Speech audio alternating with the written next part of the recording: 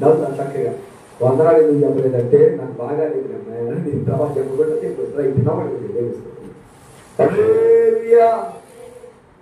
నా ప్రియమైనటువంటి దేవుడి పిల్లల ఒక చిన్న ప్రార్థన చేసుకుని ఒక అంశాన్ని మీ ముందు పెడతాను. దాని ముందు ఒక చిన్న సాక్షి పెడతాను.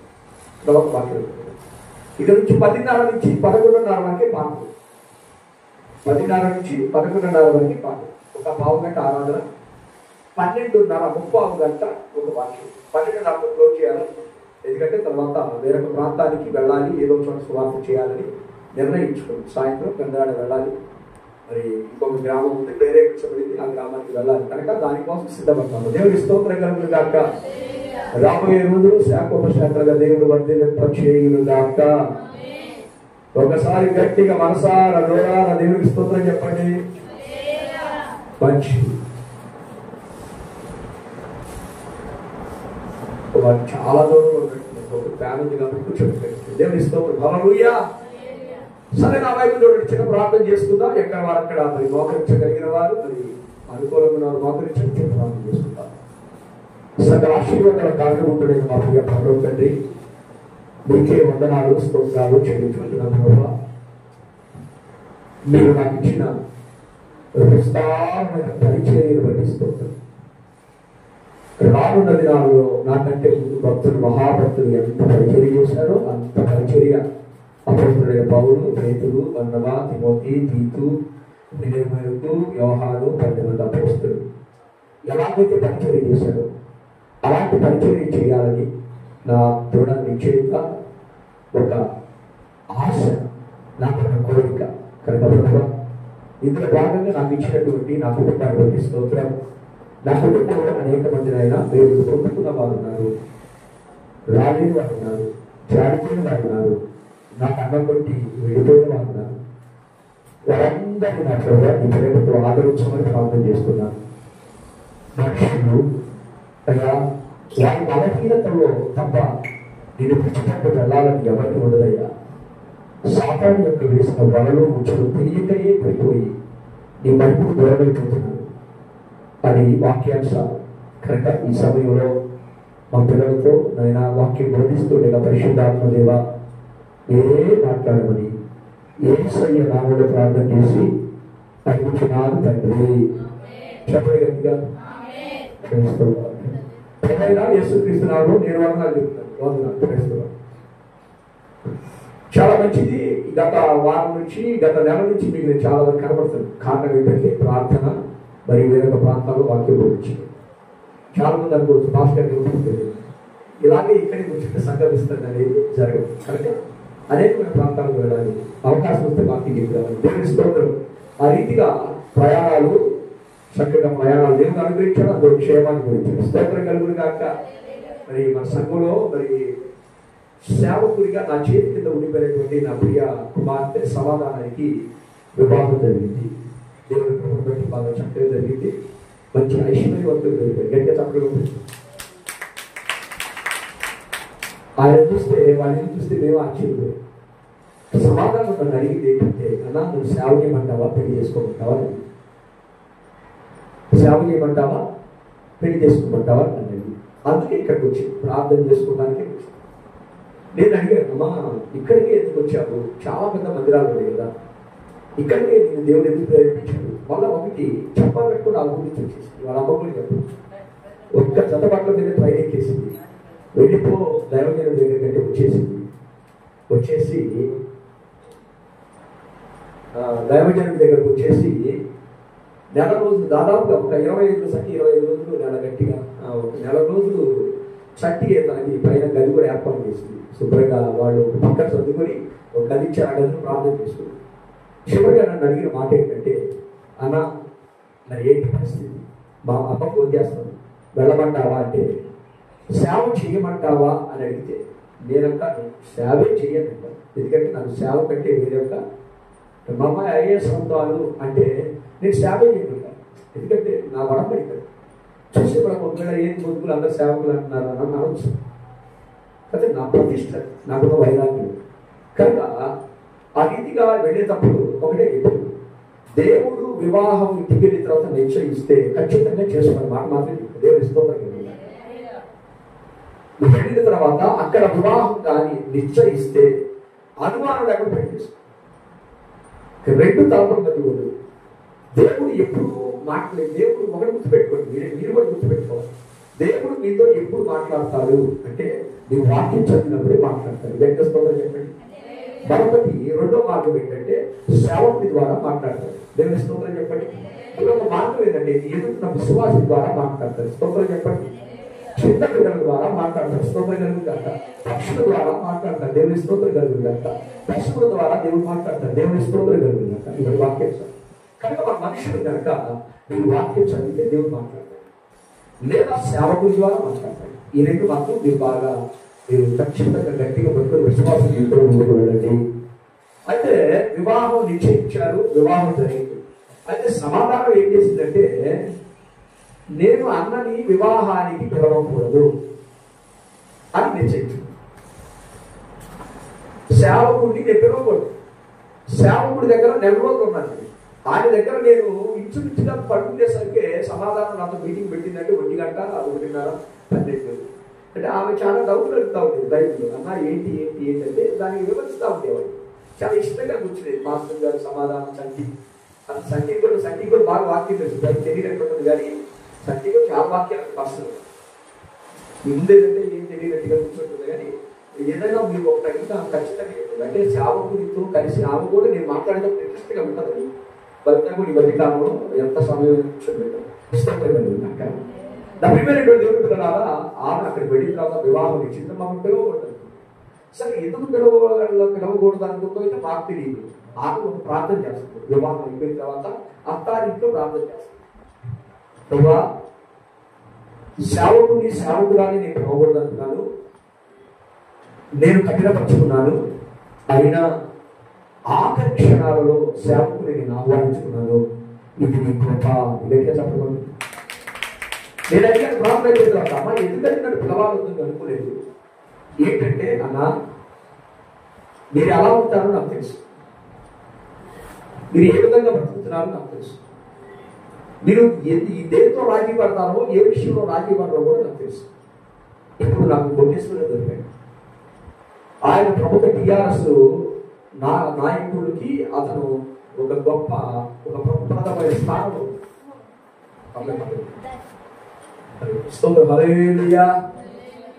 అతను ఈ అమ్మాయికి అతను ప్రేమించి ఎన్నో బంగారు వస్తువులు వదిలేదని చెప్పండి.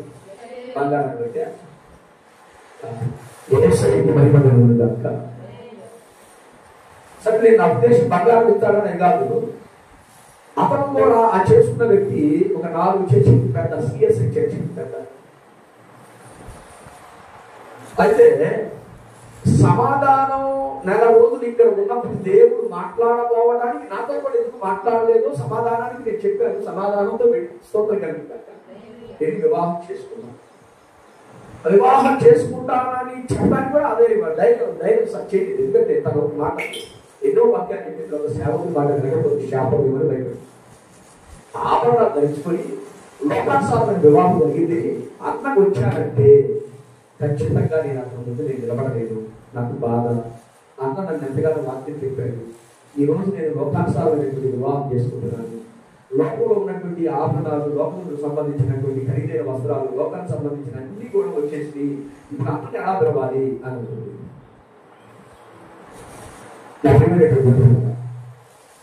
ఆమె మనస్సులో ఆ మాట భయాన్ని కలిగించడం, మన ప్రవర్తన ఎదుటికి పేరును బట్టి, కులాన్ని బట్టి, డబ్బులు బట్టి, బంగారాన్ని బట్టి భయాన్ని కలిగించడం.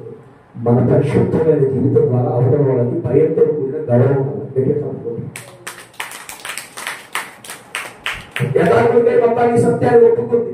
అయ్యా నేను ఒకటే చెప్పా, అమ్మా ధరించుకుంటే ధరించుకున్నా వివాహం కానీ నీకు ఒక ప్రతిష్ట. ఇప్పుడు ఈ 4 మందిరాల సిఎస్ఐ చర్చిలో ఉన్నటువంటి వారికి ఘనమైన సువార్త చెప్పు, చిన్నగా వారిని ప్రభు వైపు పెట్టవచ్చు. అందుకే దేవుడికి ఇచ్చాడు. ఎటాకులకి బాగా జరిగింది, చక్కగా పెట్టారు. అక్కడ ఒక 10 మంది పాస్టర్లు వచ్చినప్పుడు అందరూ మనిషిగా చక్కగా వచ్చారు. సూట్లు వీళ్ళు వేసుకొని బాగా వచ్చారు. ఎందుకంటే ఆయన ధనవంతుడు కదా. ఆయన సమాధానానికి తెలిసి సేవకు వాళ్ళ నాన్న వాళ్ళ ఆత్మీయత ఒక ఆయన ఉన్నారు. ఆ తర్వాత దూరంగా మేము ముగ్గురు ఇంకా 10 మంది వచ్చాము. ఆ 10 మంది ఆ బ్యారేజ్లో కూర్చుంటే నా వస్త్రాలను ఎలా ఉంటుంది, తెల్ల ప్యాంట్ వేసుకుంటాను, అన్నీ వేసుకుంటాను, మొత్తం నాదంతా ఒక ప్రతిష్ట కలిగినటువంటి వస్త్రాలు వేసుకుని అక్కడ కూర్చుంటాను. అంతా కోట్లు వేసుకుని కూర్చుంటే ఆ అవగాహన తెల్ల చీర, నేను తెల్లబట్ట వేసుకుంటే మేము ఒక్కరిని వాళ్ళు తెల్ల చేసుకుని అందరూ చక్కగా ఖరీదైపోయింది. అందరూ 23 ఉంగరాల గురించి కాదు, ఘనంగా ఉన్నారు సేవ చేయాలి. సరే మేమే ఏం చేద్దాం, లంగోట ఏమంటారు, గుడి అంగీ వేసుకొని ఏదో కూర్చొని కొద్దిగా బాధగా ఉన్నప్పటికీ ఇక కూర్చున్నావు పక్కన. అక్కడ నడిపిస్తున్నటువంటి నాయకుడు అందరూ మాట్లాడారు. అందరూ ఒక 5-5 నిమిషాలు ఆయన గురించి చెప్పారు, ఈ అమ్మాయి గురించి చెప్పారు. ఆయన గురించి కాబట్టి ఆయన చెప్పారు. తర్వాత వాళ్ళు విష్ చేశారు.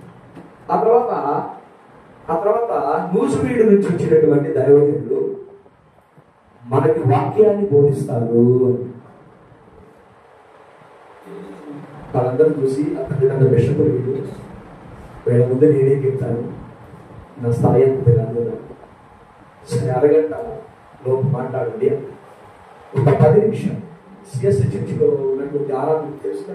వాళ్ళంతా ఏంటంటే స్లోగా సీఎంలో మౌనంగా ఉండటం లేదని ఒక వాక్యాన్ని పట్టుకొని వాళ్ళు ఏం చేస్తారంటే అనుకుంటా ఒక రాగం అనుకుంటా. అప్పుడు దాకా ఆ పాటలే పాడతారు. ఆ తర్వాత మైక్ పెట్టుకొని అందరూ వదలండి. నాకు చూడకుండా వచ్చే పాటలో బాగా ఇష్టమైంది సర్వోన్నతుగా నీవే నాకు ఆశలు, మంచి అనిపిష్టం ఉంటే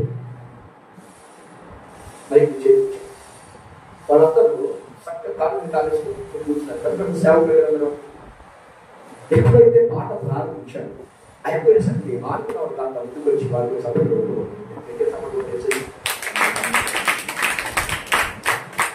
వాక్యం అయిపోయింది. అసలు నాకు వాక్యం చెప్పమని ఎవరు చెప్పారు, అసలు నాకు ఏం చెప్పాలని సిద్ధపడి ఆయన కొరికి రాసినటువంటి పత్రిక 13వ అధ్యాయంలో ప్రేమ గురించి, ఆ ప్రేమ గురించి, భార్య భర్తల ప్రేమ గురించి, కొన్ని భక్తుల గురించి కొన్ని మాటలు చేసి ముగించారు. అయిపోయిన తర్వాత ప్రతి సేవకుడు మాకు పొద్దున అనిపిస్తుంది ఆశ్చర్యం. నాకు పక్కన ఓ అర్థం చెప్పాలంటే వీళ్ళందరూ వందనాలు చెప్తున్నారు, సైనిస్తున్నారు, తీసుకెళ్ళి గల్లో కూర్చోబెడుతున్నారు, భోజనాలు పెడతారని వెళ్ళిపోయి కొద్దిగా బడాయి కంపెనీ అయినా స్టోర్ పెట్టుకుంటారు. వాళ్ళు ఏమనుకుంటారంటే ఫాస్ట్గా అమ్మో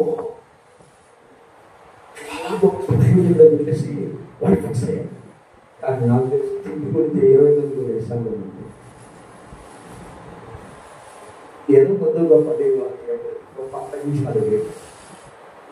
భోజనం చేస్తున్నప్పుడు మా కొట్టించింది చేతులు కట్టుకోవడానికి అయ్యగారు నిమ్మకాయ ముద్దలు కట్టుకోవడానికి ఆ నిమ్మకాయ ముద్దలు చేతులు ప్రభావం ఇచ్చింది. ఒక అప్డేషన్ ఇచ్చింది.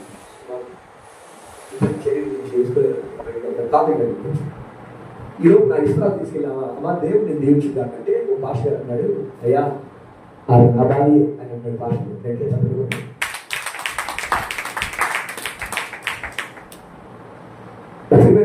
కదా. ఇదంతా ఒక ఎత్తైతే దేవుడు తన బిడ్డనేటువంటి నన్ను ఆయన నామంలో చేస్తాడు. ఆయన నామం అక్కడ ఉన్న వాళ్ళందరూ కాళ్ళు కాలేసి చక్కగా ఊపితే నాకు భయం. వాళ్ళందరూ పెద్ద పెద్దలు వాళ్ళు ఏం మాట్లాడతారు. ఆ తయారు చేసింది వారి స్థాయి తగ్గించి వచ్చి నా ప్రభుత్వం బట్టి రూపాలు బట్టి నా ప్రభు ప్రేమ బట్టి వారు వచ్చి చిన్న పరిచయం చేసి నన్ను గొప్పగా పెట్టుకొని చక్కగా పోవడం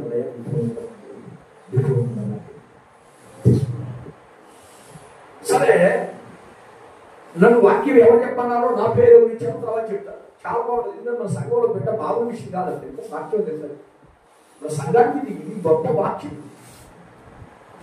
పెళ్ళైపోయింది వెంటనే సమాధానం గారి యొక్క నాన్నగారు పాస్టర్ గారు వాళ్ళు నాకాడికి వచ్చి మేము ఆ అమ్మాయి సంగారెడ్డి నుంచి పటాక్ చెరువుకి ఈ రాత్రి కొన్ని కార్యక్రమాలు ఉంటాయి కదా, పెళ్ళైపోయిన కార్యక్రమాలు ఉంటాయి కదా, ఆ కార్యక్రమాలకు మీరే వాళ్ళని స్వయంగా ప్రార్థన చేసి వారిని ఆ కార్యక్రమానికి అప్పచెప్పాలని ఆ బాధ్యత కూడా నాకు ఎంతమంది తల్లిదండ్రులు బంధువులు ఎంతమంది ఉంటే కాదై కదా మీరే. సరే ఒక మంచి కారు ఇచ్చారు. ఆ కారులో భాషలో కూర్చోబెట్టాను. ఏమైతే కారులో బడాయి పడతానే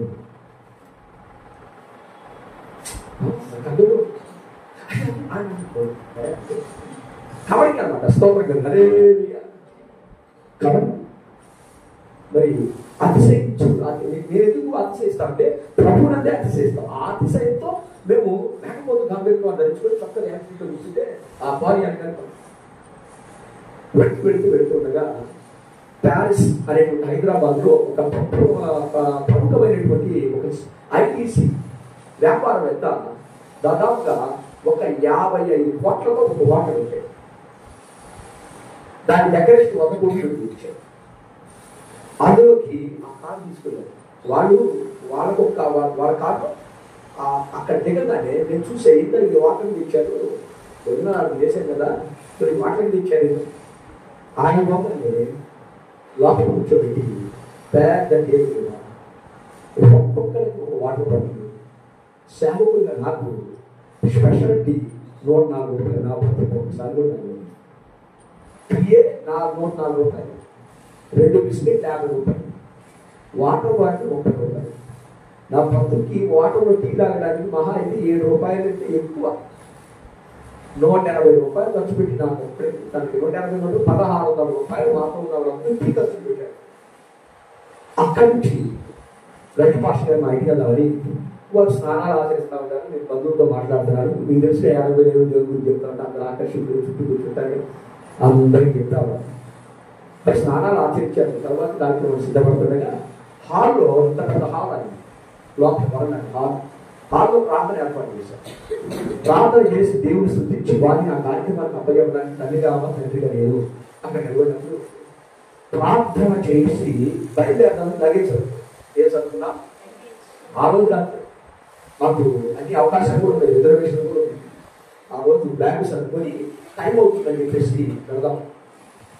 ఎప్పుడైతే ప్రార్థన అయిపోయిందో ఈ చుట్టూ ఉన్నటువంటి జనాలు వచ్చి అయ్యా మాకు ప్రార్థన చేశానండి. అక్కడ బంధువులందరూ మాకు ప్రార్థన చేశానండి, ప్రార్థన చేసి వెళ్ళాలని వాళ్ళు చిన్న చిన్న గుడ్లు విప్పితే అద్దె మొత్తం తుఫాన్లా కొట్టి స్తోత్రం చెప్పండి. అద్దె మొత్తం స్తోత్రం తుఫాన్లా కొట్టి 5 నెలలు 10 గంటలు తుఫాన్లా కొట్టింది. సరే ప్రార్థన చేస్తున్న సమయంలో ఒక స్త్రీ ఉంటుంది. ఆమె ప్రార్థన చేస్తా ఉన్న సమయంలో ఆమె ప్రార్థన చేస్తుండగా మా అంత పక్క అంత దూరం పెట్టుకునే క్రమంలో పాస్టర్ గారిని చేయబెట్టాడు. నేను అన్నాను ఆమె పక్కన కూర్చోబెట్టేది ఆటంలో చేస్తాను. అంతకంటే ముందు ఆమెకి లేదు, ఆమె లాస్ట్లో చేస్తాను. ముందు మీ అందరూ గబా ప్రార్థన చేస్తా. ఆటంలో నేను ప్రార్థన చేసే టయానికి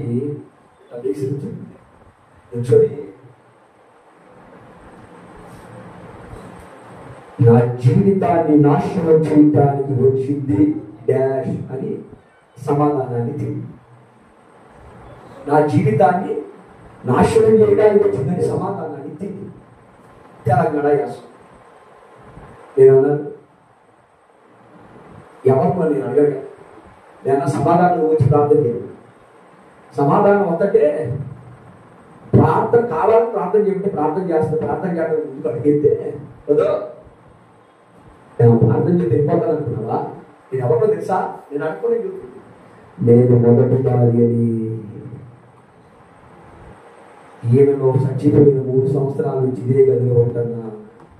ఆమెకి జనాలు పెడుతుంది నేనే. ఒకసారి మా ఆయన చచ్చిపోవాలి ఇలా మీకు పెద్ద యాక్సిడెంట్ అయ్యేదట, చనిపోయేవాడు. ఇప్పుడు వచ్చి బేటా బేటా బేటా అంటారు. ఎవరు బేటా అంటే ఆయన కూతుర్ని కొడుకుని నేనే ఆమె కౌగిల్లో పెట్టి మా అమ్మ చచ్చిపోయిన 3 సంవత్సరాలు, నాకు తల్లి లేదు, నాకు లేదని ఇచ్చాడు, తల్లిని ఇచ్చాడు కనుక మీరు అమ్మ చెప్పండి ఒకసారి అంటే మమ్మీ అన్నారు, వదిలి పెట్టుకున్నారు.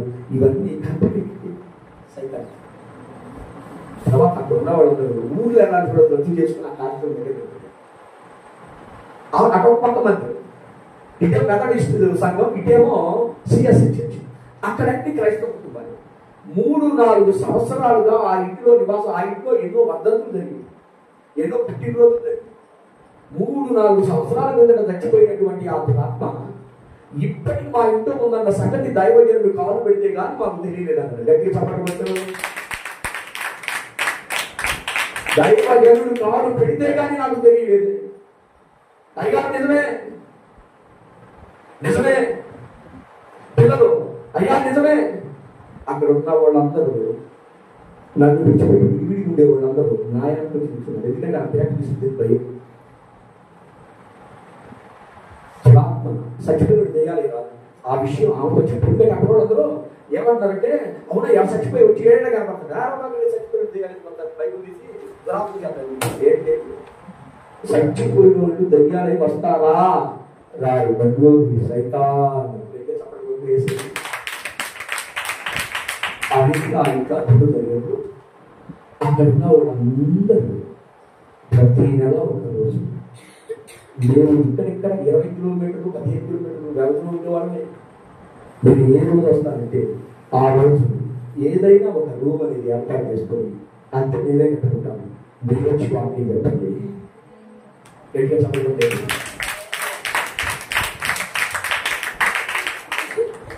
ఇదో నాకు గుర్తుపెడితే నా కూతురు 10 సంవత్సరం చదువుకోలేదు.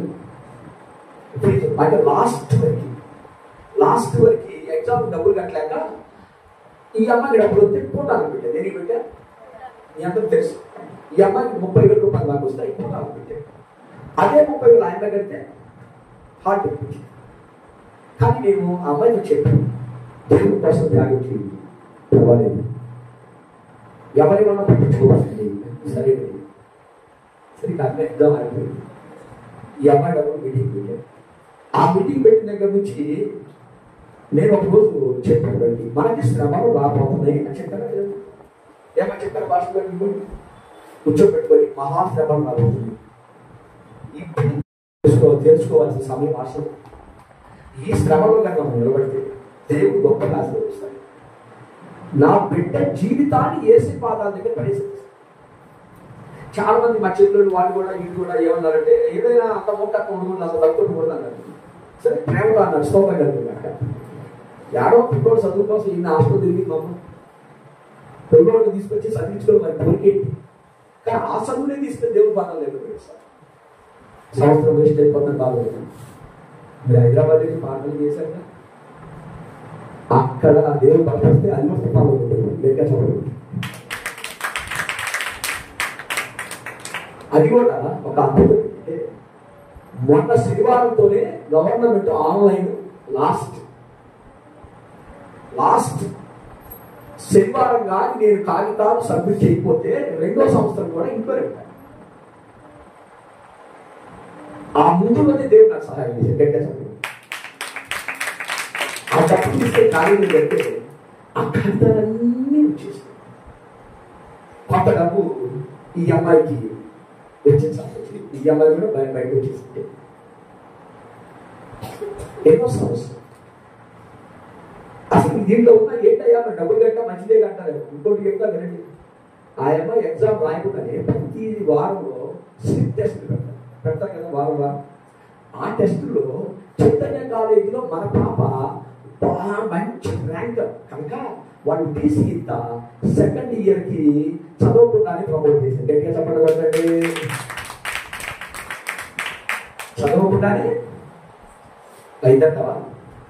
అది అవ్వాలంటే కరోనా రావాలి, వాస్తవం ప్రమోట్ చేయాలని కరోనా రావాలి. కానీ అప్పుడు చదివినటువంటి ఆ పర్ఫార్మెన్స్ వాళ్ళు ఆ అమ్మాయికి ఉన్నటువంటి ఆ జ్ఞానాన్ని బట్టి వాళ్ళు ఏం చేశారంటే ఎక్కడైతే చదువుతుందో వారికి ఒక విన్నపం లెటర్ రాసి అమ్మాయిని 2nd ఇయర్కి ప్రమోట్ చేసేయండి. 1st ఇయర్ ప్రమోట్ అయిపోయింది, మీరు ఇదే చేయండి. ఆ అమ్మాయికి 12 ఎగ్జామ్లు రాసినా సరే పాస్ అయింది అన్నారు. గట్టిగా తప్పకుండా అలాగా అమ్మాయి తర్వాత ఈ పాపలు కూడా అయిపోయింది. ఇద్దరిని కూడా చెప్పడం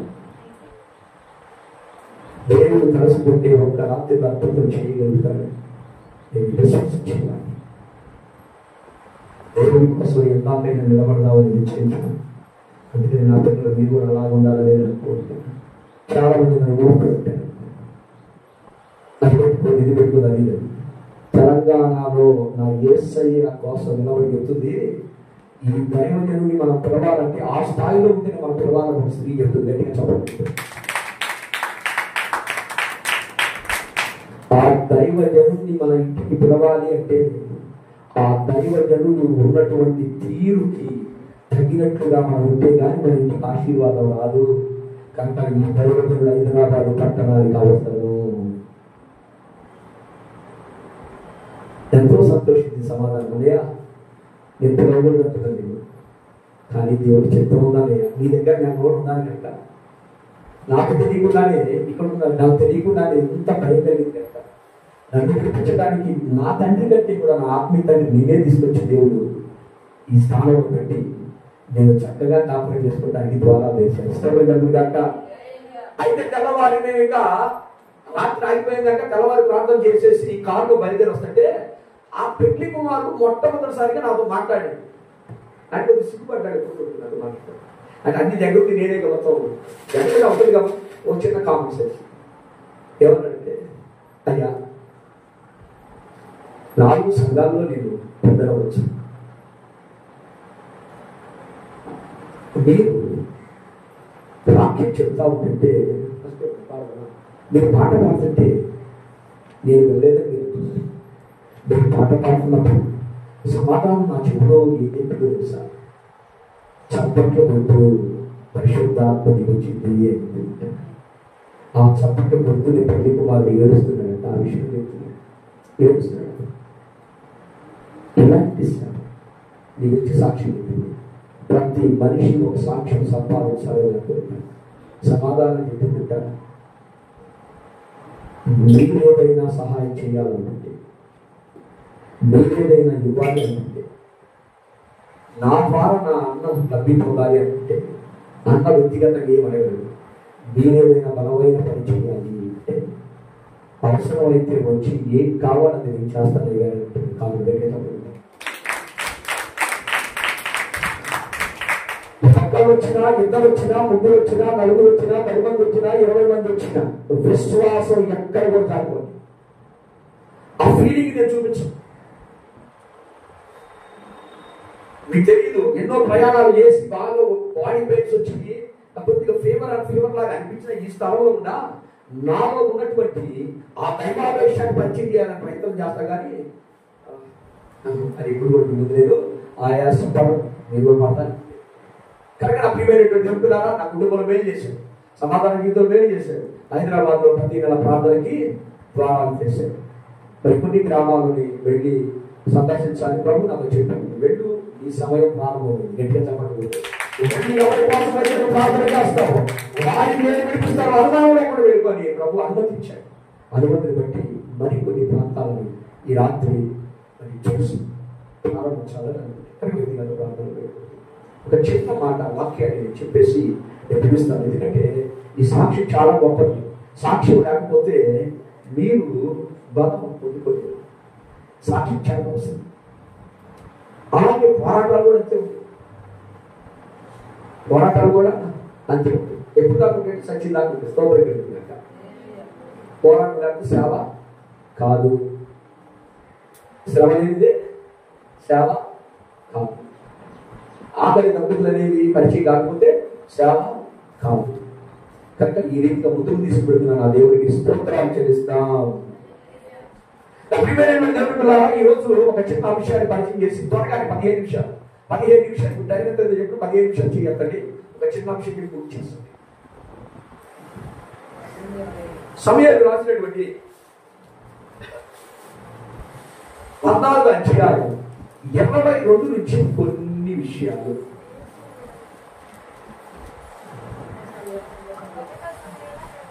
మొదటి సమయాల గ్రంథం 4వ అధ్యాయం 14వ అధ్యాయం 22వ శకం.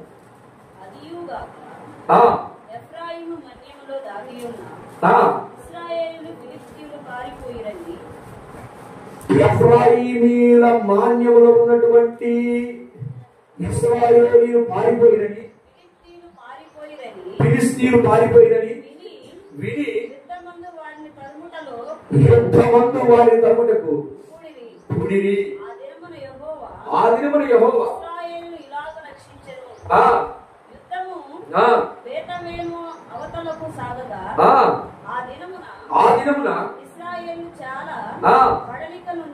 బడలిక నుండిరి.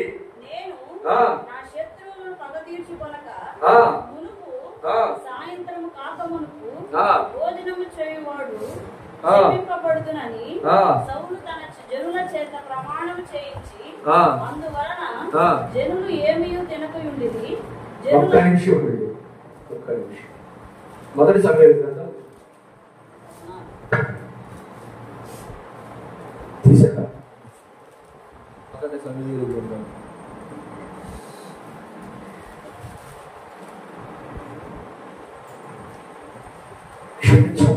4వ అధ్యాయం 21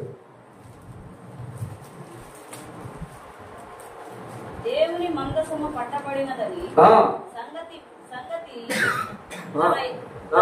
తన మామయ్య బెన్బీయులు చనిపోయినని సంగతి తెలుసుకొని ప్రభావం ఇశ్రాయేలీలలో నుండి పోయినని చెప్పి తన బిడ్డకు ఈ కాబోదు అని పేరు పెట్టింది. నా వైపు ఏ పేరు పెట్టింది? ఈ కాదు, ఈ కాబోదు అని పేరు పెట్టింది. దానికి అర్థం ఇంటికి చదవండి, ప్రభావం పోయింది.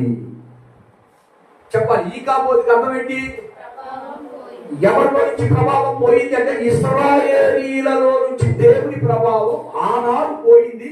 ఆనాడే డెలివరీ అయింది కనుక ఆ ప్రభావం పోయిన రోజున నువ్వు పుట్టావు కనుక అతని పేరు ఈ కాబోదు అని పేరు. తండ్రి పేరు ఒక్కసారి చదవండి పైన కొద్దిగా 18 దేవుని మందసము సారీ ఇతర భర్త 19వ అధ్యాయంలో ఫినెహాసు ఇతని తండ్రి పేరు. ఈ కాబోదు తండ్రి పేరేంటి? ఒక్క నిమిషం అదే చూడాలి.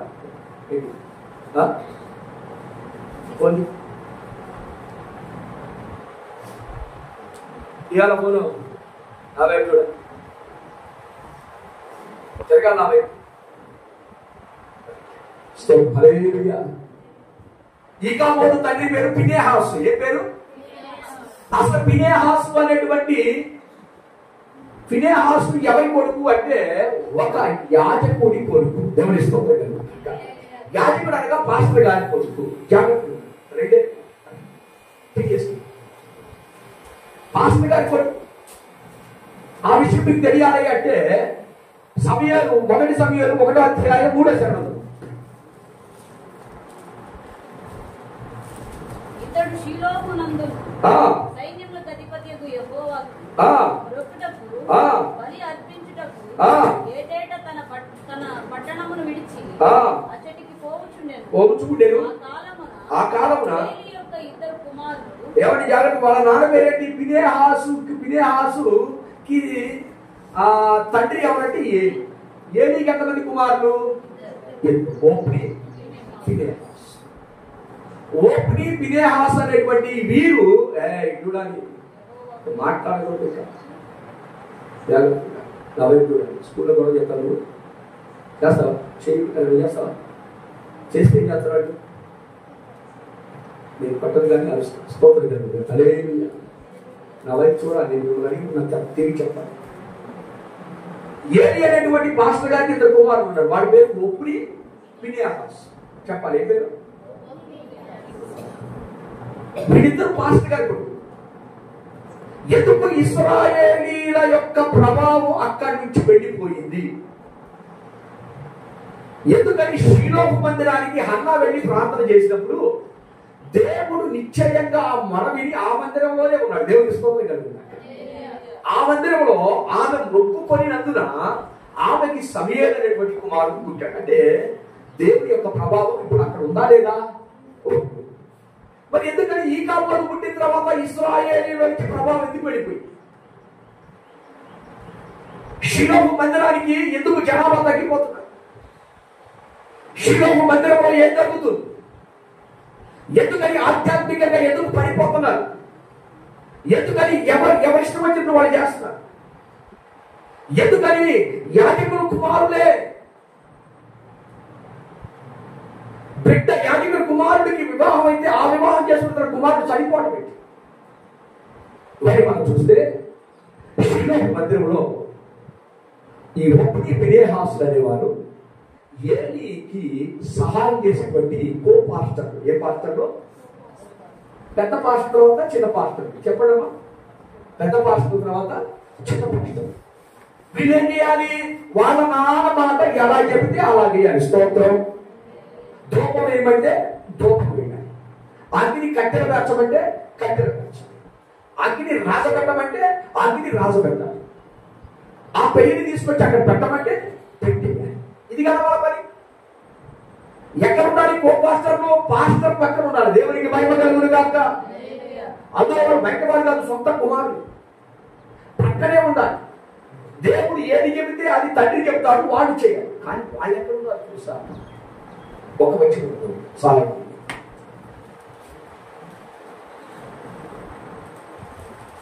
రెండో అధ్యాయం 12వ వచనం. ఏలీ కుమారుడు ఆ యెహోవాను ఎరుగని వారై. దేవుడు ఇక్కడ ఏంటంటే పాస్టర్ గారి పిల్లలకి దేవుడు తెలియదా? కానీ నీ ఆలోచన ఏంటి? పాస్టర్ గారి పిల్లలకి దేవుడు ఎవరో తెలుసు. కానీ బైబిల్ చెప్తుంది పాస్టర్ గారి పిల్లలకంట దేవుడు ఎవరో తెలియలేదు. ఎంత దౌర్భాగ్యం! ఎంత దౌర్భాగ్యం! మన దేవుడి పేరు చెప్పు. చెప్పు. మన దేవుడి పేరేంటి? చెప్పు. ఏం పేరు? యేసయ్య. యేసయ్య నాకు చెల్లినట్టు మీ ఇద్దరు దేవుడు ఎంత? యేసయ్య దేవుడిగా. మన దేవుడు ఎవరు? యేసయ్య.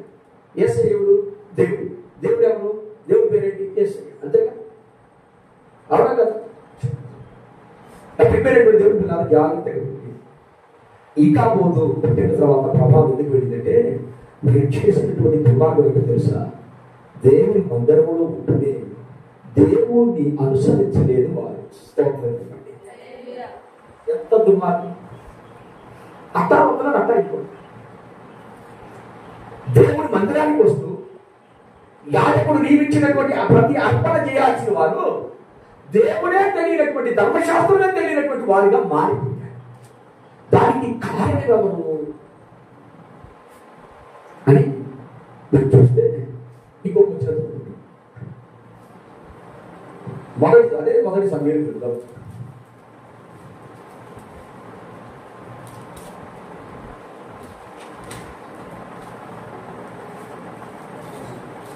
రెండవ అధ్యాయం మొదటి సమయం గ్రంథం 2వ అధ్యాయం 13 నుంచి 17.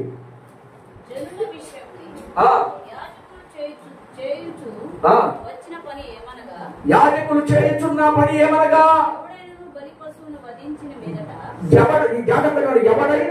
పశువుని వధించిన పిమ్మట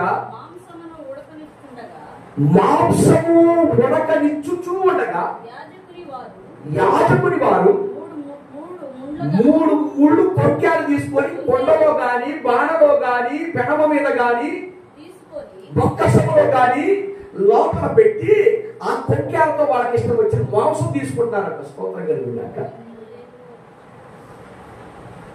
ఏది దేవునికి బలి అర్పించే సమయంలో, దేవుడికి ఇచ్చే సమయంలో, దేవుడు వారి బలి అంగీకరించే సమయంలో లలిత స్తోత్రం హల్లెలూయా క్షమించండి. చెప్పిలారా 3 కొక్కాలు కలిగి తీసుకొని వాళ్ళకి ఇష్టం వచ్చినటువంటి దాన్ని తగిలించుకొని బయటకు లాగుతారట. ఆ టైంలో ఆ బలి ఎవరి కొరకు? దేవుని కొరకు. దేవుని కొరకైన బలిలో ఆ బలి పరిపూర్ణత కాకముందే వారికి ఇష్టం వచ్చింది ఉడికిన ముక్క మొత్తం తీసుకొని పక్కన పెట్టుకుంటారట. ఎందుకని వాళ్ళు అలా చేస్తున్నారంటే వారికి ధర్మశాస్త్రం తెలియజేస్తుంది. అసలు ధర్మశాస్త్రంలో ఈ విషయం ఉందా లేదా తెలియాలంటే లేవియాకాండం 7వ అధ్యాయం 5 నుంచి 10 వచ్చినాం. చక్కగా చదవాలి, అర్థంగా చదవాలి. 7వ అధ్యాయం లేవియాకాండం 7వ అధ్యాయం 5 నుంచి 10. యాజకుడు యెహోవాకు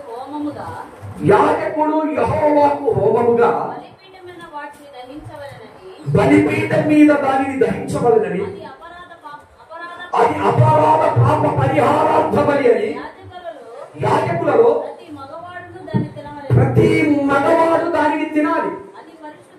అది పరిశుద్ధం. ఓకే, ఎవరు తినాలా లేదా? వారు తిన్నారుగా, దేవుడు తినమనేగా చెప్పింది. కంచం పరిశుద్ధమైన స్థలంలో దాన్ని తినాలి. పాప పరిహారార్థ బలిని గూర్చి గాని ఒక్కటే.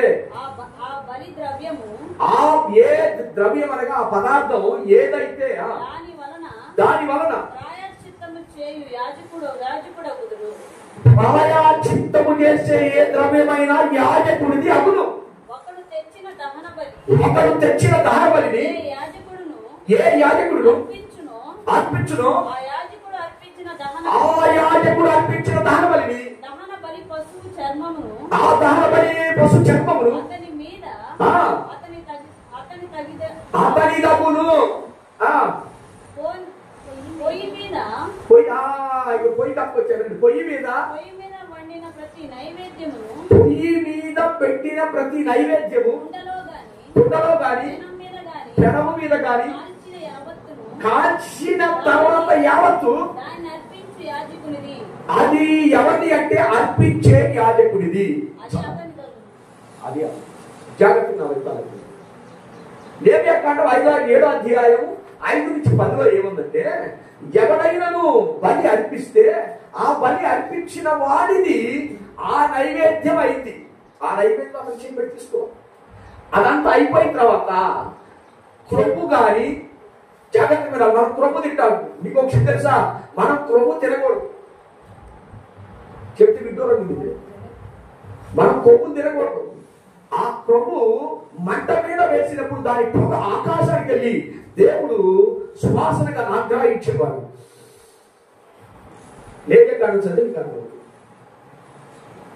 కానీ వీరేం చేస్తున్నారంటే, ఇందాక మీరు చదివినటువంటి ఓపిని పినిహాసులు ఎవరైతే బలి అర్పించారో వారు నైవేద్యాన్ని తినాలైతే అది నైవేద్యం పూర్తయినప్పుడు తినాలి కదా.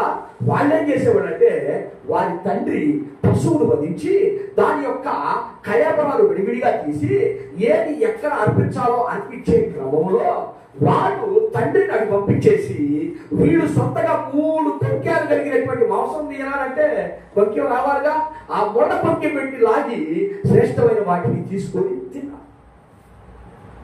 ఇది ఒక పెద్ద రాంగ్. ఎవరు తినాలి? నైవేద్యం అర్పించిన తర్వాత యాజకుడు వడ్డిస్తే తినాలి. స్తోత్రం కలుగును గాక. ఆ యాజకుడు అయినప్పుడు అతని దగ్గర ఉన్నప్పుడు అతను తనకి ఇష్టమైన వాళ్ళు పెడతాడు. అప్పుడు మగోళ్ళే తినాలి. స్తోత్రం. ఇది కదా. కానీ ఏమో పినిహాసులు ఏం చేశారు తెలుసా? అదే కాకుండా బలి అర్పించే స్థలంలోకి వచ్చి వారికి ఇష్టం వచ్చినటువంటి, అరే మొక్క కొద్దిగా గట్టేరా, అరే తొడమాసమేరా వాళ్ళు అడిగారు. అందులో శ్రేష్టమైనది మాకు కావాలి. పాస్టర్ గారి దగ్గర ఇచ్చేశారు. ఏం చేశారు? యాజకుడి పిల్లలు అడిగితే ఇచ్చేశారు. యాజకుడి పిల్లలని అదేమంటే మనం ఆయన పాస్టర్ గారు కాబట్టి, పాస్టర్ గారి పిల్లలు కాబట్టి మినిమం సమానులు కాబట్టి ఇచ్చేయాలని వాళ్ళ ఉద్దేశం. అసలు సబ్జెక్ట్ ఇదిగా గమనించుకుంటారు. అప్పుడు మీరు ఇంటిగా చదవండి, పచ్చి మాంసంలో ఉన్నటువంటి బలమైనటువంటి ఆ పదార్థాలు కన్నని, ఆ క్రొవ్వుని, వాటన్నిటిని దేవునికి అర్పించాల్సింది కూడా వాళ్ళు తినేశారు. స్తోత్రం చెప్పు. వాళ్ళు మరి ఇంకా ఏం చేస్తున్నారంటే, ఇంకోటి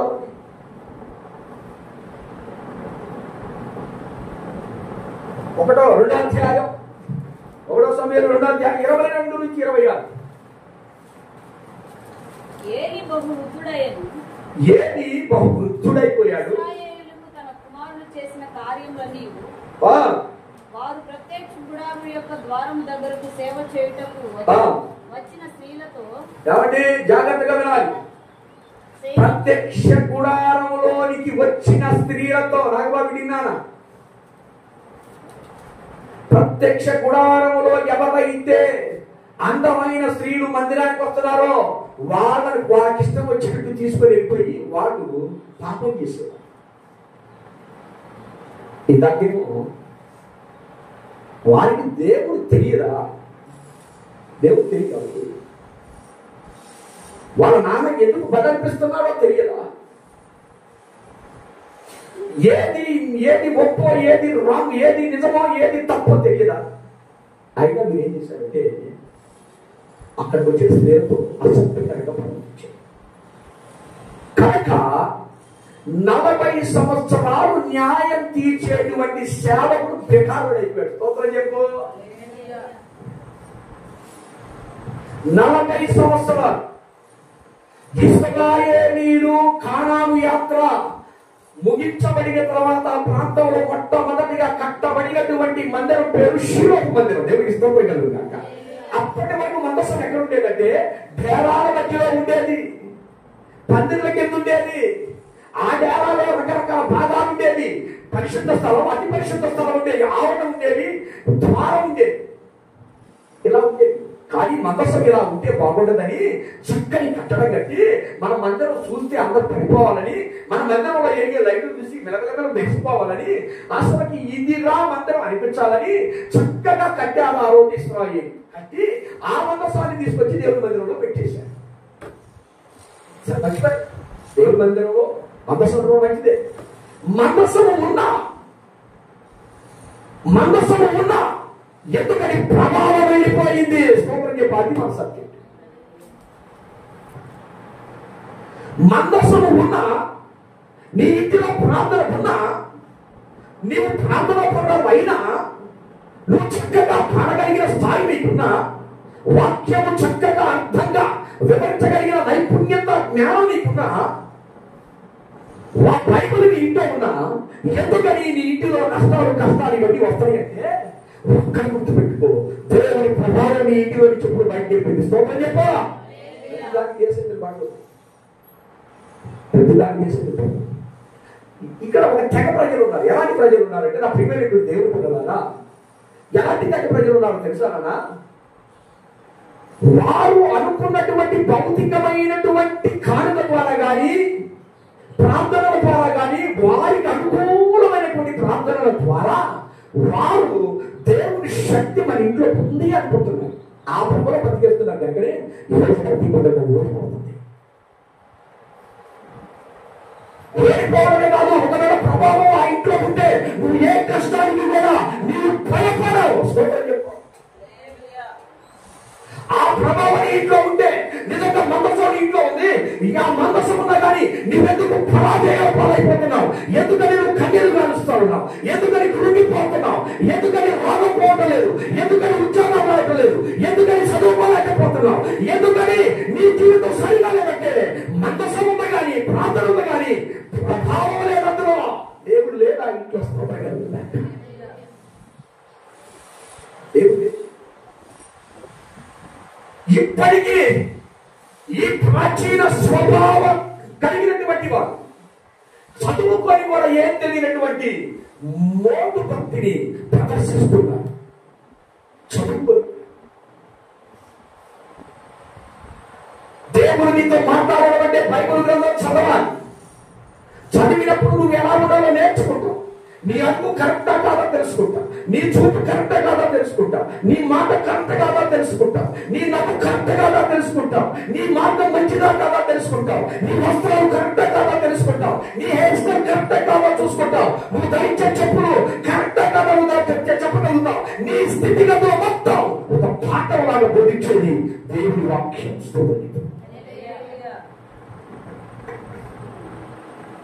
మనసు ఎక్కడి నుంచి వచ్చిందని, ఐగుప్తు దేశం నుంచి బయలుదేరేప్పుడు సరిగ్గా సీనాయి కొండ దగ్గర మందసం ఏర్పాటు చేయబడింది. దేవుడికి స్తోత్రం గాక. దేవుడే స్వయంగా మందసము మీ ముందు నడిచింది అంటే ప్రభావం మీతో నడిచింది. దేవుడికి మహిమ కలుగును గాక. ప్రభావం మీతో నడిచింది.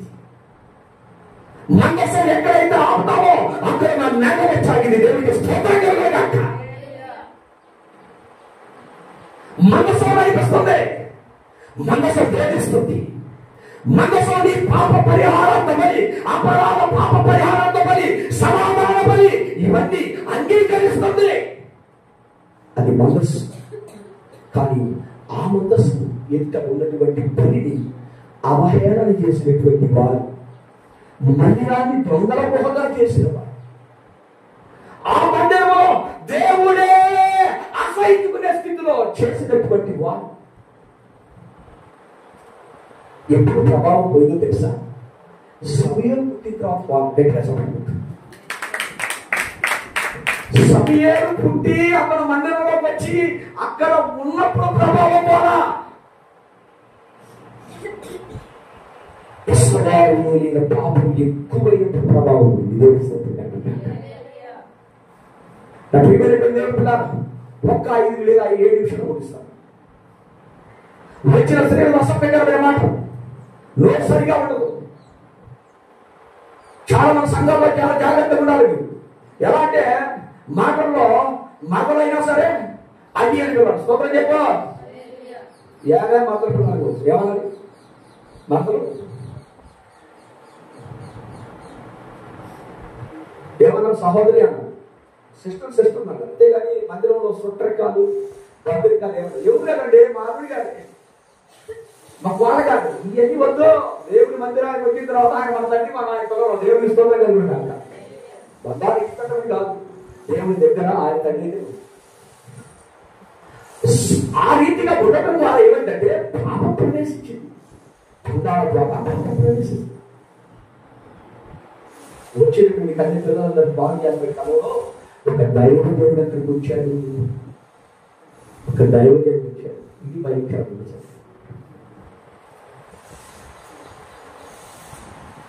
2వ అధ్యాయం 7 నుంచి కొన్ని విషయాలు.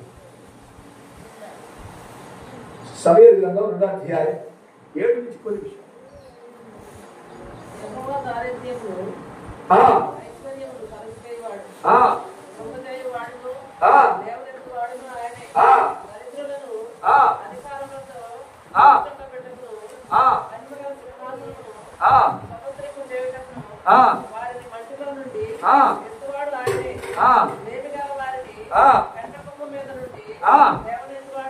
ఆయనే భూమి యొక్క స్తంభమును యెహోవా వశము, లోకమును వాటి మీద ఆయన నిలిపి ఉన్నాడు.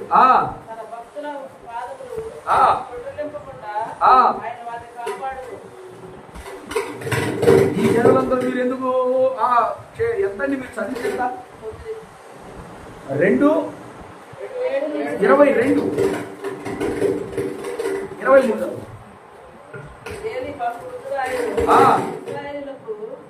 కుమారులు చేసిన కార్యములన్నీ ప్రత్యక్షపు గుడారము యొక్క వారము దగ్గరకు సేవ చేయుటకును వచ్చిన స్త్రీలతో శైలించుటకును మాట చెవిని పడక వారిని తీర్చిదిద్దెను.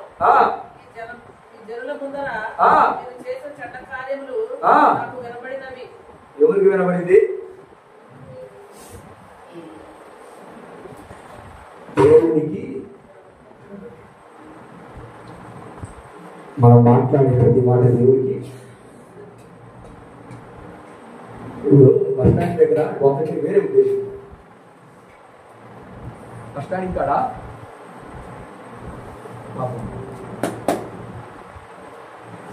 నా పరిస్థితులు అంటే తెలుసా? అంటే వాళ్ళ పాప మనం తక్కువ చేయడం అందుకే ప్రతి మాట దేవునికి.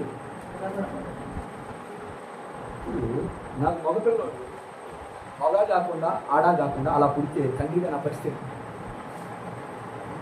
చెప్పాలి. జనరల్గా చెప్పండి, డాక్టర్ చెప్పండి, జనరల్గా చెప్పాలి, ఓపెన్గా మాట్లాడు. ఇప్పుడు నాకు పిల్లలు నాకే పుట్టాడు, మీకని చెప్పండి, నాకే పుట్టాడు. ఆ పిల్లోడు శాస్త్రం వెరైటీగా ఉంటే తల్లిదండ్రులకు మనకు సంతోషం ఉంటుందా? అందరూ ఎగతాలు చేస్తారు, చేయరు, చదువుకోగలుగుతాడు. మరి బాగా పుట్టిన పిల్లలు నా పేరు పెట్టండి, బాగా పుట్టిన పిల్లలు నా పేరు పెట్టండి. చెప్పలేదు. ప్రతి మాట దేవుడు గట్టిగా చదవలేదు. నిజంగానే అట్లాగే పుట్టే అప్పుడు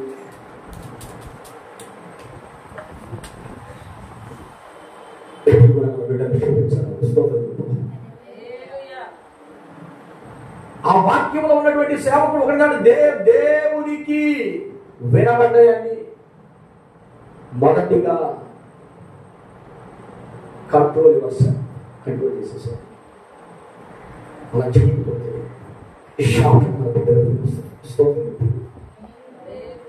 నీ నోటిలో ఆశీర్వాదం శాపాన్ని నేను పెట్టాను.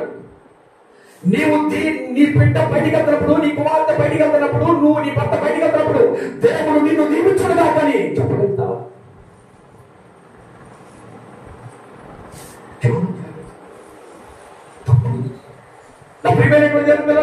మనం అంశాలకు వచ్చేద్దాం. ఇంకా 2-3 నిమిషాలు మాత్రమే. దేవుడికి వినబట్టే అక్కడ దైవజనుడు వచ్చాడు. ఏమంటాడు తెలుసా? నీ బిడ్డలు ఇలా చేస్తున్నారన్న సంగతి చెప్తే ఆ బిడ్డలు తీసుకొచ్చి మీరు ఎందుకు ఇలా చేస్తున్నారు, మీరు ఎందుకు ఇలా చేస్తున్నారు అడిగితే వాళ్ళంట వినలేదంట. స్తోత్రం చెప్పండి. ఇంటికి వరించకూడదు కానీ ఇంటికి ఆ వాద్యం వద్దాం. వినలేదంట. వినకపోతే ఏం జరిగిందో తెలుసా? ఇశ్రాయేలుకి ఫిలిష్తీయులకి యుద్ధం జరిగింది. ఆ యుద్ధంలో ఇశ్రాయేలీయులు ఎంతో మంది చనిపోయారు. దిక్కులేని వాళ్ళు అయిపోయారు. ఎందుకు దిక్కులేని వాళ్ళు అయ్యారంటే దేవుడు లేడుగా. స్తోత్రం. అమ్మా నువ్వు లేకపోతే నాన్న, నువ్వు లేకపోతే నేను దిక్కులేని అయిపోతానే. మాయా నువ్వు లేకపోతే నేను దిక్కులేని అయిపోతానే. ఆమె నువ్వు లేకపోతే నాకు అన్న పెడతారు కాదు. దేవుడి దిక్కు లేకపోతే ఇంకా దిక్కు దిశ మనలో పోటనే బహిష్పారంలో పడి దేవుని స్తోత్రం కలుగుతాక దేవుడు దిక్కు ఉండాలి.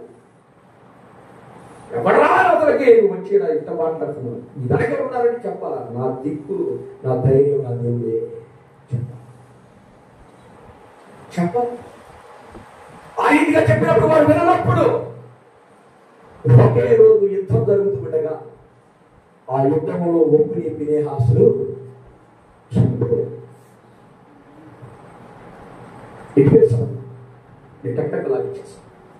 ఓపిని ఫినెహాసులు చనిపోయారు. కారణం మాట వినలేదు. మరియు దైవజనుడు అంటాడు, నీవు వారిని నువ్వు సరిగా పెట్టలేదు. స్తోత్రం చెప్పా. ఇటుకలు చదవండి మొత్తం లాగించేస్తాను. నీ పిల్లలను సరిగా పెంచలేదు. దైవజనుడు అంటున్నా నీ పిల్లలను సరిగా పెంచలేదు. అదే పాస్టర్ అయితే ఎవరు మరి పాస్టర్ అయితే మాకు యాక్టర్ అయితే మాకు ఎందుకు? పిల్లల్ని పోషించడం, పిల్లలతో మాట్లాడటం, పిల్లల్ని నడిపించడం నేర్చుకో. లేకపోతే ఊరిపోతావు. రేపు పొద్దున నీ బాధ ఆలకించేవాడు ఒక్కడు. ఆ రోజు పాట పాడు. అదే అదే ఆ రోజు యేసయ్య ఉగ్రత రోజు, ఏడేళ్ల శ్రమల రోజు.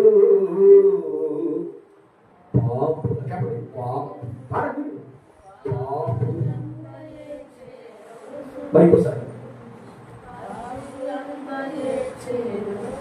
ఆ ఏంటి మీరు కారణం ప్రభావం వెళ్ళిపోయింది. పేరుకే క్రైస్తవుడు. జీవించుతున్నానన్న పేరు మాత్రం నీకుంది కానీ నీవు మృతుడవే. Self satisfaction. నీ బియ్యం కట్టో లేకపోతే నువ్వు ఇచ్చేటువంటి పదార్థాలు లేకపోతే సేవకులకు ఇచ్చే కారుగా పరలోకం చేస్తుందో నీ నీతిని వలన చేసిందంటే దేవుడికి స్తోత్రం కలుగును గాక. సేవకుని యొక్క భాగమే కానీ పాస్టర్ గారికి జీవితం పడపడుతుంది. నీతి కార్యం దేవుడికి స్తోత్రం కలుగును గాక. ఆయన నీతిమంతుడు కనుక నీవు నీతి కార్యం అది. 7 వారాలు పోతే ఖచ్చితంగా పాపం పోయిందంట. ఎందుకు వాళ్ళకి తాయి ఇచ్చారు. స్తోత్రం. మన ఓటమికి కారణం మనలో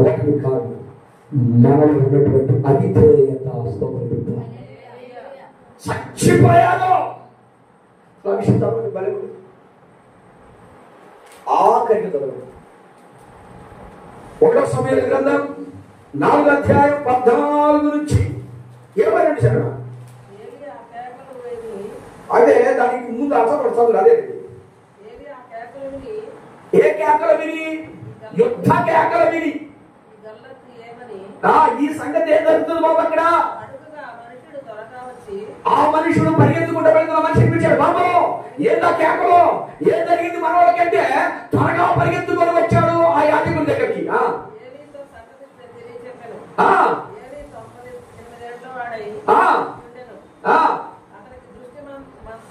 అతని దృష్టి మాధ్యమ కలిగినది,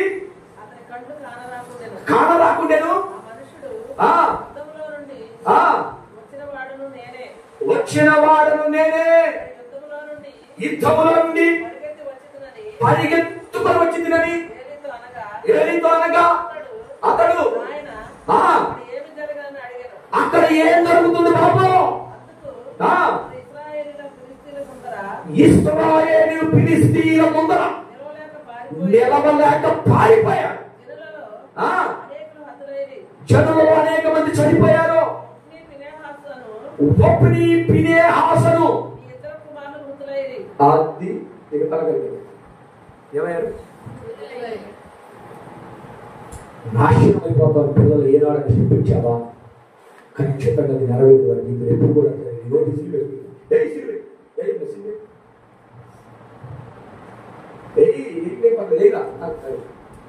ఇప్పుడు కూడా అపవిత్రమైన మాటలు. నాశనం అయిపోతావని ఎవరినన్నా చెప్పించావా? వాడు నాశనం, నీ పిల్లలే అదే జరిగింది. నేర్చుకోండి, ఎందుకంటే చెప్పలేదు తప్పచ్చు. ఒక్క దిన మంది చనిపోయారు. అది మీరు ఏం జరిగింది? మనం చదువు బాగా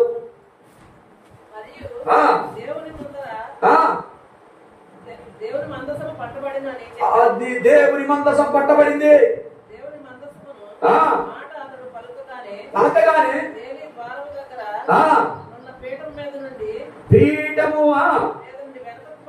వెనకబడి మెడ విరిగిపోయింది. ఆయన చాలా ఉంటాడు మనిషి, అడిగేంతలా మనిషి.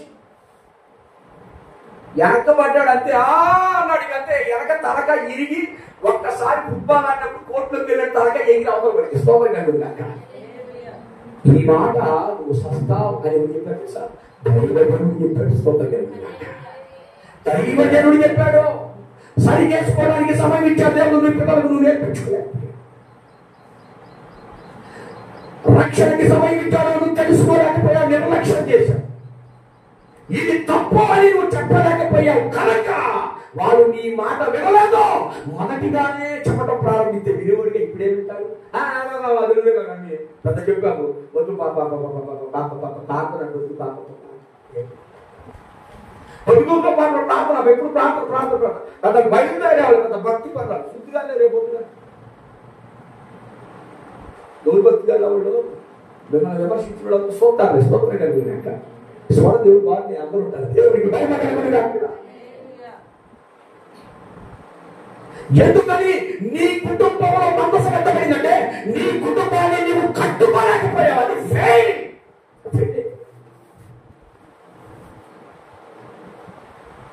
అంటే పాపం చేస్తాడు, బయట పాపం చేస్తున్నప్పుడు ఇది తప్పు అని చెప్పిన వాళ్ళు వినలేదంటే అసలు నడక నేర్పించడం వల్ల తప్పు ఏముంది?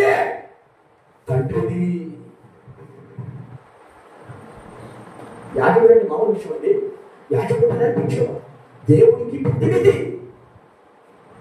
అతను తప్పు అని ఖండించాల్సింది కూడా ఈజీగా తీసుకున్నాడు. కానీ చివరికి 40 సంవత్సరాల వరకే అతను ఇశ్రాయేలుని పరిపాలించి మోషే 40 సంవత్సరాలు, దావీదు 40 సంవత్సరాలు, సొలొమోను 40 సంవత్సరాలు. కానీ ఆస 41 సంవత్సరం గట్టిగా చెప్పబడింది. ఎంతకంటే ఆసయే గ్రేట్ టైంలో. అందరు 40 సంవత్సరాలు 40 సంవత్సరాలే.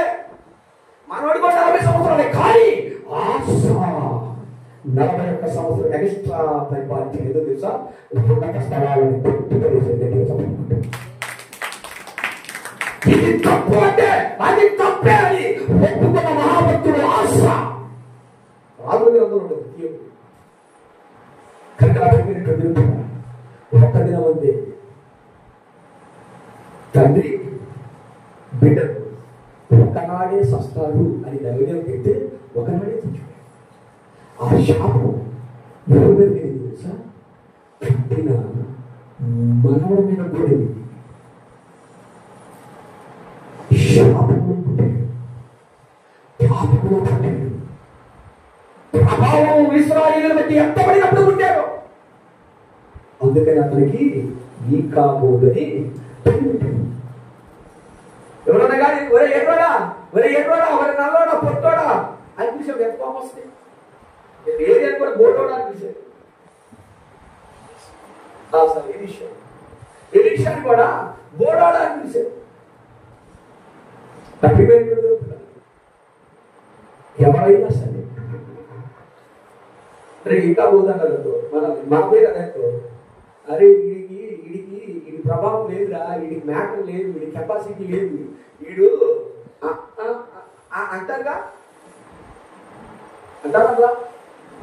కానీ ఇంకా ఒక జీవితం తల్లిదండ్రులు తీసుకున్న నిర్ణయం, సరిగ్గా నడిపించాలనేటువంటి నిర్ణయం ఎక్కడ దానిలో తెలుసా? అసలు ఆ విషయాలనే లేకుండా స్తోత్రం కదా. అసలు ఈ కాబోటిక లేడు కాబట్టి మరి ఎవరున్నారు? అన్ని దుర్మార్గాలు జరుగుతుంది. వారు మందిరానికి వచ్చిన స్త్రీల కోసం పెద్దగా ప్రవర్తిస్తున్నా దుఃఖ సభలో ఉన్నటువంటి వండినటువంటి వంటకాలు పూర్తిగా నైవేద్యం అర్పించక ముందే పచ్చి మాంసాన్ని తింటున్నటువంటి వారి మధ్య, దుర్మార్గుల మధ్య తన ఎఫ్రోడు ధరించుకొని వస్త్రాన్ని కాపాడుకుంటూ పనిచేసినటువంటి సమయంలో మాత్రం పవిత్రంగా ఉన్నారు. గట్టిగా చెప్పకూడదు. ఏది మందిరంలోనే ఉన్నాడు దుర్మార్గులో, కానీ తన పవిత్రతను పరిశుద్ధతను కాపాడుకున్నాడు. పరిశుద్ధతని కాపాడుకున్నాడు. నా ప్రియమైనటువంటి దేవుని పిల్లలా, మందస్సము ప్రభావం వెళ్ళిపోయిన తర్వాత ఆ రోజుల్లో దేవుడు ఎవరితో మాట్లాడతలేదో దేవుడు మౌనంగా ఉన్నాడు. ఈ రోజు నీ జీవితంలో కూడా అదే జరుగుతుంది. ఒక ఆవిష్కరణ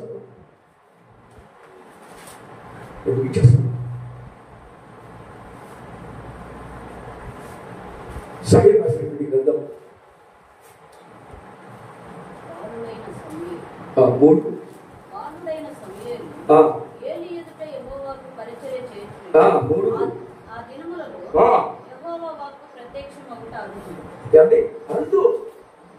ఎందుకంటే లేదుగా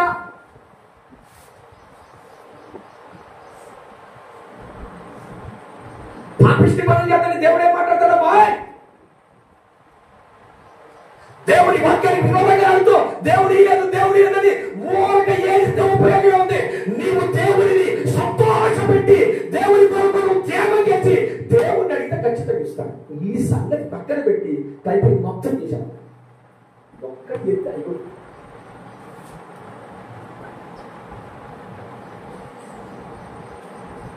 దేవుడి మందిరంలో అతను చేస్తున్నటువంటి పని ఇంకా చదవడం.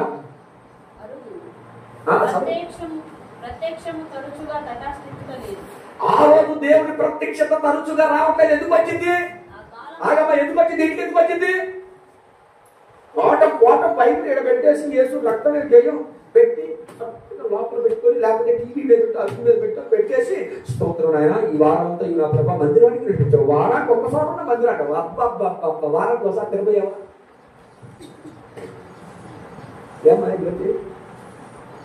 వారానికి ఒక్కసారి వస్తే చాలు, పాపాలని పాపం ఏం చేసుకుంది? ఈ తలకాయ బట్టి పురుగులు అవుతాయి. మన జీవితమే పురుగుల జీవితం. ఇక్కడ రుద్దితే మట్టి వచ్చింది. మన జీవితం మట్టి.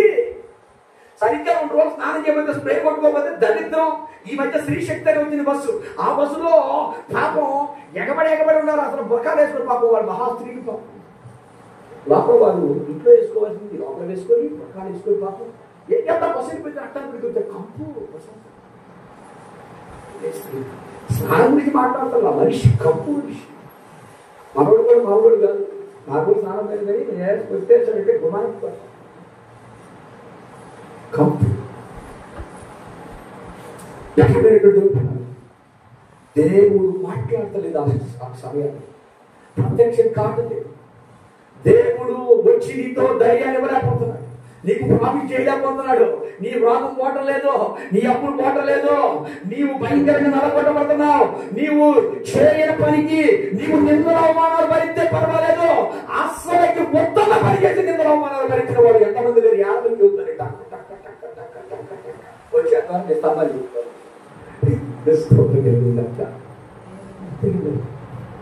నిజం చెప్పేటప్పుడు నిజం చెప్పాలి. అవుతుంది పాస్టర్ గారికి మాత్రం పాపం, పాస్టర్ గారికి కానించదు పాపం కాదు నా మీరు అట్లా ఇప్పుడు అదే పని మీరు ఎక్స్పెక్ట్ చేయాలి. పాస్టర్ గారికి పాస్టర్ మాత్రమే పాపం కాదు.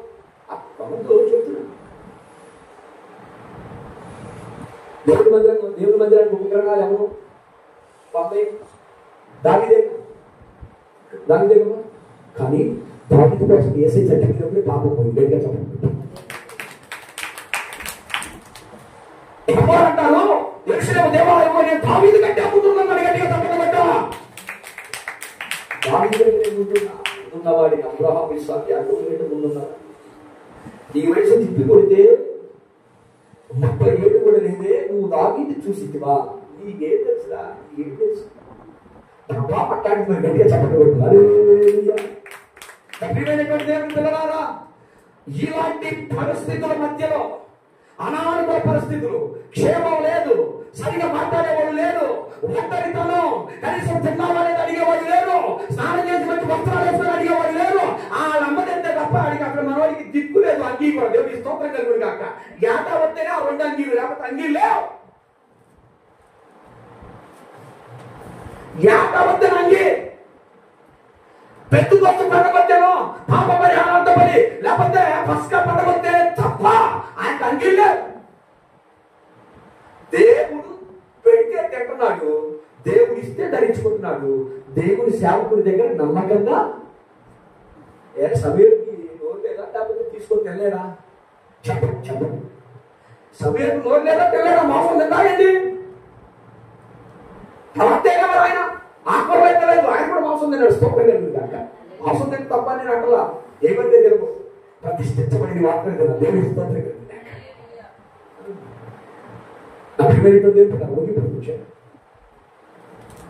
దేవుడు మాట్లాడని సమయంలో పాస్టర్ గారు నిరాశలో ఉన్నాడు. పాస్టర్ గారి పిల్లలు నిరాశలో చెప్పినప్పుడు, ప్రవక్త వచ్చి నీ పని అయిపోయిందని చెప్పినప్పుడు కాదు, దీపం ఆరిపోక ఉంటే పడుకునేవాడి దగ్గర చెప్పకుంటాడు. క్రమశిక్షణ, దీపం నిండా నూనె పోసి ఆరిపోకుండా చేసి, అది ఆరిపోకుండా చేసి పడుకునేవాడి దగ్గర చెప్పకుంటాడు. పిల్లలాగా ఒప్పుడికి హాసం పోయొచ్చుగా. వాడు ప్రవక్త పిల్లలేక, వారి యాజకులు పిల్లలేక, క్షమించిన ప్రవక్త కాదు, వారి మాస్టర్ గారి పిల్లలేక వాళ్ళు ఎందుకు పట్టారు? ఎంతో మంది భక్తి కొనసాగిస్తారు కానీ ఏర్పాట్లో ఉండేవాళ్ళు ఇంతమంది ఉన్నారు. అందుకే సంఘాల్లో ఈ రోజు భక్తి పనులు కొద్దుకున్నారు. విపరీతంగా జనాభాలు వేరే కార్యక్రమాలకు ఆకర్షితులైన దేవిస్తారు. నాకు అవసరం ఆ కార్యక్రమాల గురించి మన సంఘం మనం గడుపుతుంది. దేవుడికి మహిమ కలుగుతారు. దీపం మారిపోకముందే అక్కడ యెహోవా సన్నిధిలో ఆయన పరిచర్య చేస్తూ ఉండగా ఇంటికి వెళ్ళమండి. ఆనాడు యెహోవా మాట సమయానికి వెలువడింది. దేవునికి మహిమ కలుగుగాక. ప్రతిష్ట కలిగిన వాడు, దేవుని మందిరంలో ఉన్నవాడు, దేవుని సేవకుల మాట ఉన్నవాడు, దేవుని వాక్యం చెప్పినట్టు చేసేవాడు, ప్రేమ కలిగిన వాడు, దేవుని ఒక్కడికి లోపడే వాడికి దేవుని శ్రమ నిలబడింది. దేవుని శ్రమలు ఈరోజు కృష్ణ తీసుకో, కృష్ణ సమయం వినబడిన సమయం వినబడుతున్నాయి. సమయానికి అంత భయంకరమైన పరిస్థితిలో మందసం ఎక్కబడిన ప్రభావం పైన దేవుడు ఎందుకని ఆ మందిరంలో ఒక నీతి మంత్రులు చూసి ఎందుకు మాట్లాడాడంటే, ఆ మందిరంలో ఒక నీతి మంత్రుడు ఉన్నాడు. ఆ నీతి మంత్రుడు సమయం దేవుడు ఇష్టపడినట్టున్నాక ఈరోజు ఆ స్థానం కొట్టేయాలి, ఆ స్థానం సంపాదించుకోవాలి, ఆ స్థానం సంపాదించుకోవాలి, ఆ స్థానాన్ని సంపాదించుకోవాలి. దేవుడు మాట్లాడేటువంటి భక్తిని కొనసాగించాలి. పాస్టర్ గారు మా ఇంట్లో ఏముందో చెబుతారా? కాదు. పాస్టర్ గారు ఈ ఇల్లు మంచిదా కాదు. దేవుడే స్వయంగా వచ్చి నీతో మాట్లాడేటువంటి భక్తిని నువ్వు కొనసాగించాలంటే నీవు ఉన్నదాంతో సంతృప్తి పడాలి. సమయం అదే చేశాడు. ఎక్కడ నువ్వు నగిలమ్మా అదే ఉతుక్కోవడం, ఎప్పుడు మరి నిలుగుతండి అదే ఉతుక్కోవడం, ఒక నాలుగు ఒక చేసుకోవడం సంవత్సరం దాకానంటే ఆయన మోసం ఏంటంటే ఆ మధ్యలో 10 రోజులు కూడా కాదు, యెహోవా సన్నిధిలో దీపం ఆరిపోకుండా నూనె పోస్తూ అక్కడే ఉంటూ ఏదైనా విడిచిపెడితే ఏదైనా సరే దేవుని పిల్లలు తిరిగిపెట్టుకుంటారు. నాకు దేశిస్తాడు కనుకని దేవుని వాక్యం సమయానికి ప్రత్యక్షమైంది. ఎందుకని మనసు ఇంట్లో తగ్గదు, ఎందుకని తగ్గదు? పర్సనల్ గా నువ్వు ఫీల్ అవ్వగలుగుతావు, పర్సనల్ గా నువ్వు దేవుడితో ఈరోజు చెప్పగలుగుతావా? ప్రభా ఎస్ ఆ మనిషి నేనే, ప్రభా అవునాయా ఈ పద్ధతులు పట్టినాయా, ఎందుకని నా ఇంట్లో మేలు జరగలేదు, ఎందుకని నా భర్తకు మార్పలేదు, ఎందుకు నా పిల్లలు నా మీద తిరుగుబాటు చేస్తున్నారు, ఎందుకని ఆర్థిక పరిస్థితులు నా మీద దాడి చేస్తున్నాయి, ఎందుకని నాకు రోగం పడలేదు, ఎందుకని ఆ ఉద్యోగాలు మాకు రావడం లేదు, ఎందుకని మేము ఆర్థికంగా వెనకబడిపోతున్నాం. అయితే దేవుడు ఈ రోజు అంటున్నాడు, నేను సమయానికి ఇచ్చిన కృప నేను నీకు ఇవ్వబోతున్నాను. అయితే నువ్వు చేయవలసిన పని ఏంటో తెలుసా? నీ దీపం ఆరిపోవద్దు.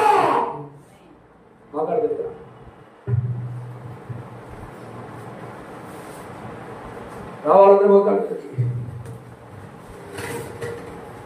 అందరూ ఒకవేళ కుర్చీలో ఉన్నవాడు మోకరించగలుగుతా ఉన్నారు, మోకాళ్ళు వచ్చేసి ఏం పర్లేదు, దేవుడు ఆశీర్వదిస్తాడు.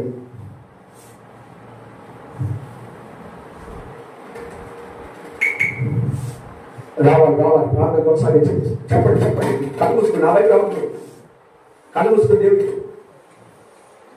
దేవుడు చెప్పు. ప్రభావం వెళ్ళిపోతుంది.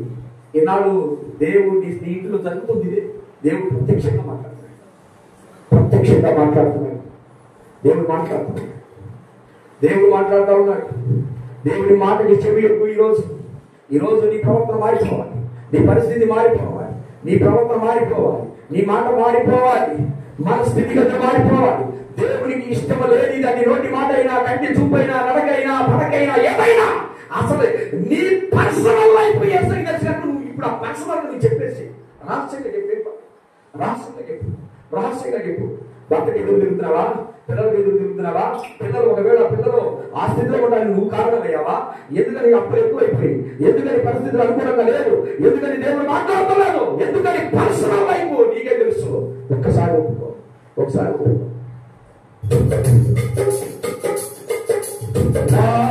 దీపము యేసయ్యా నీవు వెలిగించినావు, సుడిగాలిలోనైనా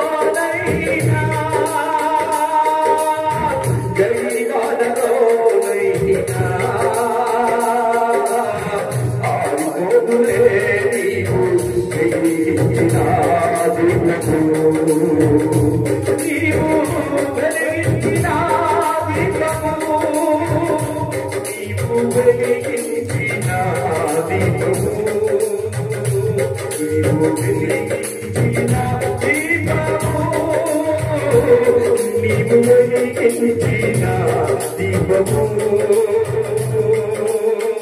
ఆరని దీపమై నిజమానమై నామయ పవనమై దీపాల తోరణమై, ఆరని దీపమై నిజమానమై నామయ పవనమై దీపాల తోరణమై, వేశాకు పండుగా వెలిగావు నీకుగా, వేశాకు పండుగా వెలిగావు నీకుగా, నా దీపము యేసయ్యా నీవు వెలిగించినావు, సుడిగాలిలోనైనా గడివానలో ఆరిపోదులే నీవు వెలిగించిన దీపము, నీవు వెలిగించిన దీపము, నీవు వెలిగించిన దీపము,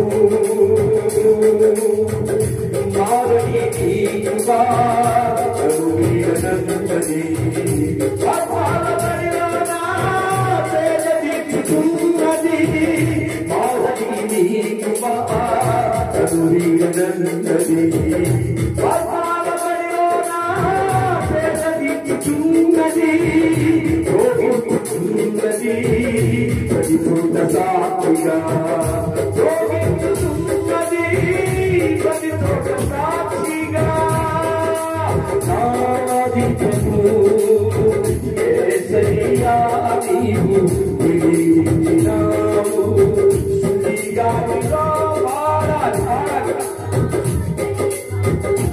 నీవు వెలిగించిన దీపము, నీవు వెలిగించిన దీపము, నీవు వెలిగించిన దీపము, ఆగని హోరులో ఆగిన నీడపై నా ముందు కలదితివే సైన్యము అధిపతివై, ఆగని హోరులో ఆగిన నీడపై నా ముందు కలదితివే సైన్యము అధిపతివై, పరాక్రమశాలివై పరిచారు నా పరిగా, పరాక్రమశాలివై పరిచారు నా పరిగా, నా దీపము యేసయ్యా నీవు వెలిగించినావు, సుడిగాలిలోనైనా జడివానలోనైనా పోతునే నీవు వెలిగించిన దీపము, నీవు వెలిగించిన దీపము, నీవు వెలిగించిన దీపము,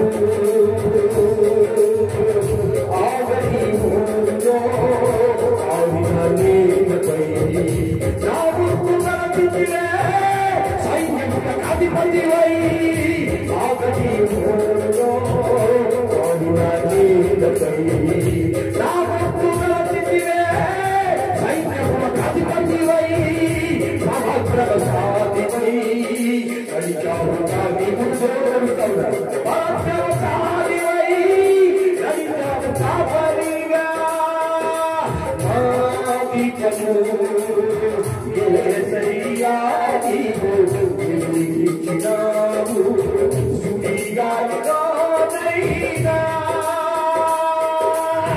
జడివానలో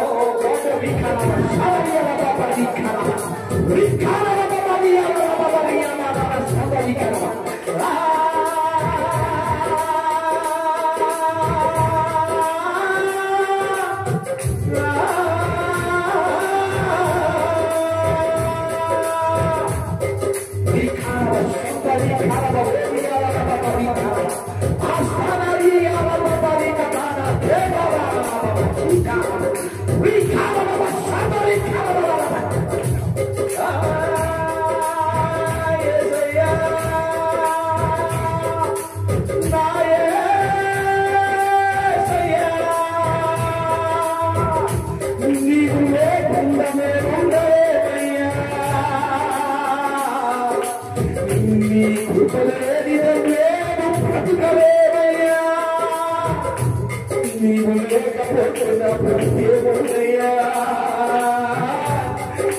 నీవు నాతో రాకపోతే నాతో ఎవరు వస్తారయ్యా, యేసయ్యా యేసయ్యా యేసయ్యా నా యేసయ్యా